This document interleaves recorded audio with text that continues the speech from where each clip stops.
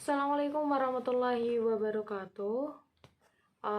Kembali lagi dengan saya. Hari ini kita akan membahas mengenai tahapan perkembangan dalam tim.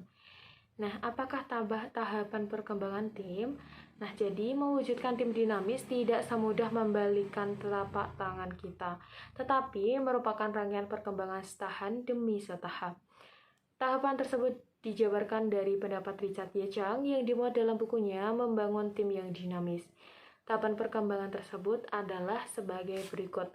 Nah, untuk yang pertama, kita harus menetapkan pada arah atau drive. Dalam tahapan ini, tim harus memfokuskan pada misinya dan berbuat garis besar strategi yang akan ditempuh, serta menetapkan tujuan prioritas dan prosedur kerja, serta peraturan bagi tim. Untuk yang kedua adalah bergerak atau strive. Nah, dalam tahapan ini, peran dan tanggung jawab anggota tim ditetapkan dengan jelas, di mana beberapa kendala akan dihadapi dengan penuh bijaksana bersama dengan seluruh anggota tim, sehingga seluruh permasalahannya dapat dihadapi dengan arif dan juga bijaksana. Kemudian yang ketiga adalah mempercepat gerak atau drive. Fase ini dimungkinkan untuk meningkatkan produktivitas secara maksimal.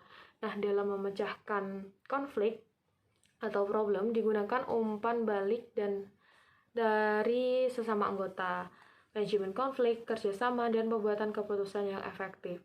Penguasaan terhadap wilayah secara cepat dan efektif dengan daya tahan yang ditangguh. Kemudian ada sampai atau arrive.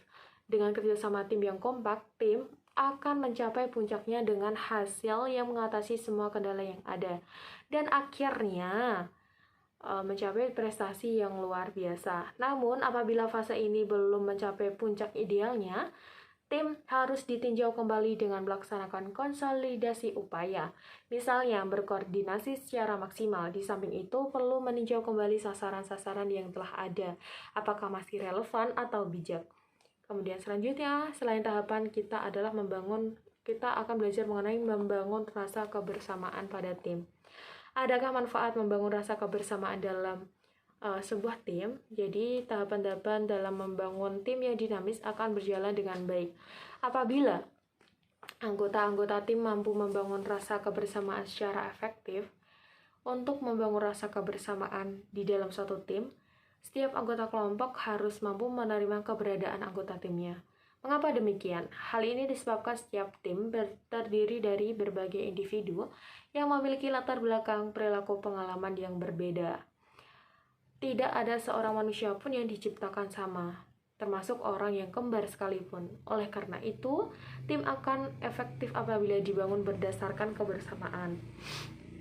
Tidak memandang pangkat, suhu, dan golongan, menunjukkan rasa saling percaya, saling menghargai, dan dilandasi oleh keterbukaan. Oleh karena itu, suatu tim harus memiliki anggota yang memiliki karakteristik yang berorientasi pada opini, persamaan, dan tujuan. Adapun penjabaran karakteristik menurut Richard Ye-Chang tersebut adalah sebagai berikut. A. Berorientasi pada opini. 1. Berlawanan dengan orang yang bersifat dogmatis akan mengarahkan pada tindakan tidak mengutuk orang lain. B. Memperkenalkan gagasannya tanpa mengusulkan atau bahkan mengisyaratkan agar orang lain memberi posisi istimewa pada gagasannya. C. Saling meminta ide dari anggota kelompok lain, bukan berorientasi pada gagasan perseorangan. 4. Adalah tidak hanya memfokuskan pada idenya sendiri, tetapi menginvestigasi pendapat dari orang lain. Kemudian adalah berorientasi pada persamaan. Pertama adalah anggota tim yang berorientasi pada persamaan melihat keberagaman sebagai suatu keunggulan. Kemudian mengandalkan pada semua anggota. Selanjutnya adalah kepercayaan kepada anggota tim meningkatkan produktivitas. Nah, yang C adalah berorientasi pada tujuan, di mana anggota kelompok yang berorientasi pada tujuan kelompok kemungkinan tidak mengenal konflik disebabkan oleh keunikan masing-masing kelompok. Keseluruhan anggota tim berorientasi pada tujuan yang sama. Anggota tim mengakui bahwa masing-masing anggota tim memiliki tujuan, dan kemungkinan tujuan tersebut bertentangan dengan tujuan tim. Kemudian, keunikan anggota kelompok yang muncul segera dapat diatasi, tidak dibiarkan melahirkan masalah yang baru. Kemudian, hal apakah yang kita perhatikan dalam rangka membangun kerja sama tim? hal-hal yang harus diperhatikan adalah sebagai berikut. Yaitu yang pertama, meningkatkan umpan balik sesama anggota tim. Yang kedua adalah memiliki komitmen untuk menyelesaikan konflik. Yang ketiga adalah bekerja sama untuk meningkatkan kreativitas dan menangani dalam pembuatan keputusan. Nah, mungkin cukup itu yang dapat saya sampaikan. Semoga bermanfaat. Terima kasih. Wassalamualaikum warahmatullahi wabarakatuh.